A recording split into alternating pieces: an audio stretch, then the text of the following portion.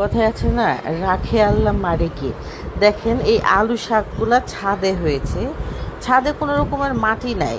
মাটি বলতে ওই যে বৃষ্টির পানি জমে যাবে, একটু শ্যাওলা টাইপের হয়ে গেছে না, আর মনে হয় একটা দুইটা টবে অল্প একটু মাটি ছিল, কিন্তু ওই টব থেকে মাত্র একটা বা দুইটা গাছ বের হয়েছে, বাকিগুলো সব ছাদেই কেমনে কেমনে জানি হয়ে গেছে, বুঝলাম না।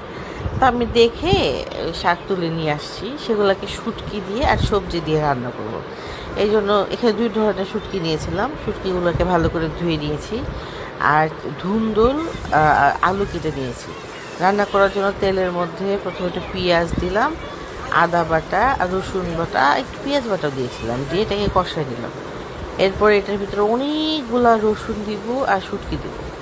তারপর সেটাকে ঠিকঠাক মতো কষাই দিলাম। এর ভিতরে একটু গুঁড়া মশলাও দিয়েছি, গুঁড়া মশলার মধ্যে মরিচ, ধনে, জিরা আর অল্প একটু হলুদ।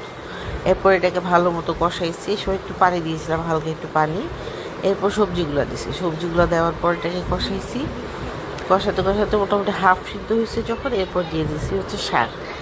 এরপর আর কোনো পানি টানি দিব না, শাক সহ সবজিগুলোকে ঢেকে ঢেকে দু তিনবার ঢেকে ঢেকে দাঁড়াই দিয়েছি।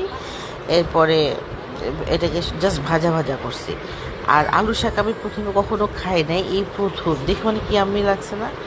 এরপর খেয়ে দেখছি, খুব মজা হয়েছিল, যদিও এটা আমি রান্না করি তাই।